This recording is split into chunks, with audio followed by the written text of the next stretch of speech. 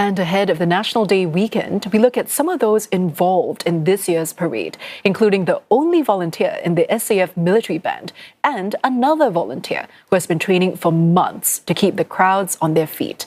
Nikhil Khattar also speaks to someone who has been coordinating a huge flag display in the heartlands. The finished display stretches across 2 HDB blocks in Toa Payoh, Singapore flags to mark the country's birthday in numerals and in Chinese characters. Led by this grassroots volunteer, preparations for this year started in February. Volunteers worked across multiple floors to get every line, every flag just right. My residents recognize this big flag display.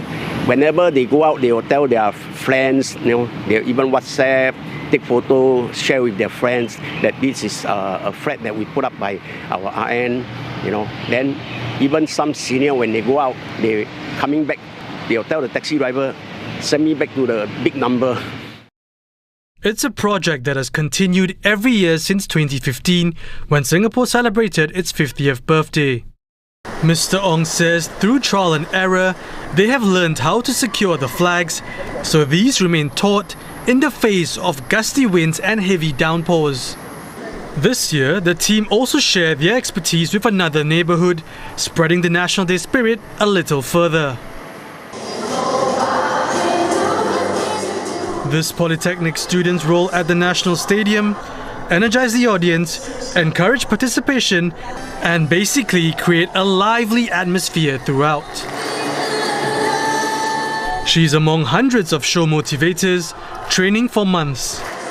It's a role that many may never ever notice, but one she would do all over again.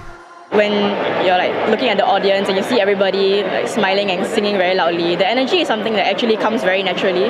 So it's a way for me to relieve stress as well. And I also think it's very meaningful to be part of NDP because it's not an opportunity that's easy to come by also. Meet Madeline Chan.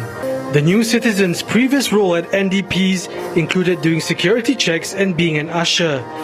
This year, she is the only volunteer performing with the SAF Military Band. She's decided to add marching drills to her woodwinds instrument skills. It was quite challenging at first because I was previously from symphonic band, so I don't have a military band background. So I took some time to get used to the marching drills and play the music when marching at the same time.